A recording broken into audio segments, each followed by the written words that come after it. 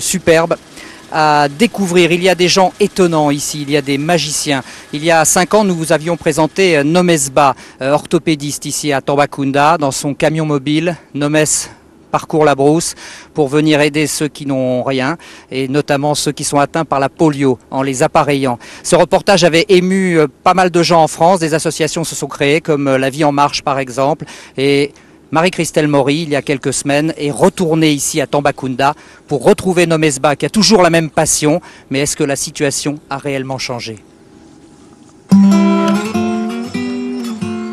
Matin ordinaire à Tambacounda. Comme chaque jour, Sédou, 19 ans, se rend à l'école. Comme chaque jour, Sédou connaît le prix de se tenir debout.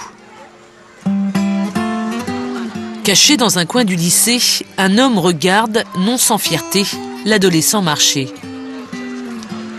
Sédou, la première fois que je l'ai vu en consultation, il était à 4 pattes. Sédou, ça va? Et les appareils? Il n'y a que le corset qui est gâté. Oui. Bon, aujourd'hui, on va reprendre le moulage. On va prendre un moulage pour faire un corset neuf.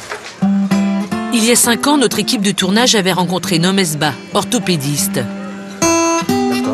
On va t'aider. Voilà. Nomes, elle est équipée dans les campagnes, les personnes comme Sédou paralysées par la polio.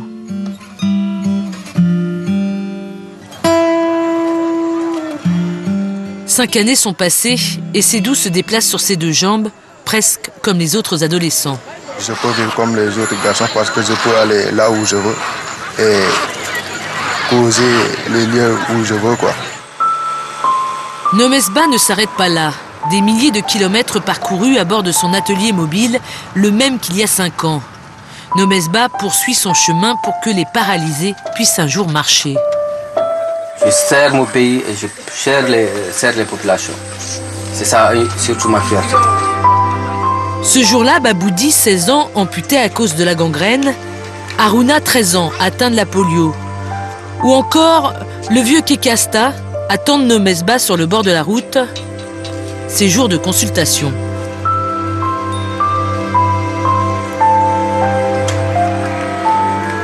Mon devoir, c'est de faire marcher les gens. Mais le plus qui me fait plaisir, c'est surtout qu'ils s'insèrent dans la vie sociale, qu'ils aient des activités, qu'ils vivent comme les autres. Bricoler des prothèses, les arranger avec les moyens du bord pour que chaque homme marche sur ses 2 jambes et ait sa part de dignité. Depuis 5 ans, rien n'a changé, Nomesba se bat contre la fatalité.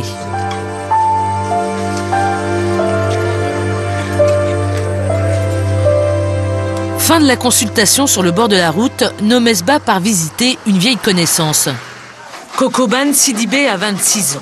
Depuis 20 ans, il se traîne pour vivre et exister. 40 km derrière le vélo d'un ami pour trouver ici la dignité et la force de marcher. Parce que je lui demande est-ce qu'il veut marcher. Parce que nous, on a des moyens pour le faire marcher. Il dit oui, il veut marcher. Mais il ne pourra pas marcher parce que ça, il faut nécessairement une intervention chirurgicale pour verticaliser ce membre. Vous voyez, c'est bloqué. On va voir Kokoban Sidibé parce que depuis presque 3 ans, je ne l'ai pas vu et j'ai appris que son fauteuil est complètement gâté. Après le reportage il y a 5 ans, un téléspectateur a décidé de financer un tricycle pour Kokoban Sidibé. Mais les pistes de son village sont trop défoncées et le tricycle de Kokoban s'est très vite abîmé. Comme la route est très mauvaise, en venant dans la voiture, sa voiturette est complètement cassée. Donc lorsqu'il est arrivé, il a bricolé. Impossible de réparer sur place. Le tricycle va être transporté à Tambacounda. En attendant, Kokoban Sidibé est condamné à ramper. 5 années sont passées depuis notre rencontre avec Nomesba. 5 années et rien n'a vraiment changé.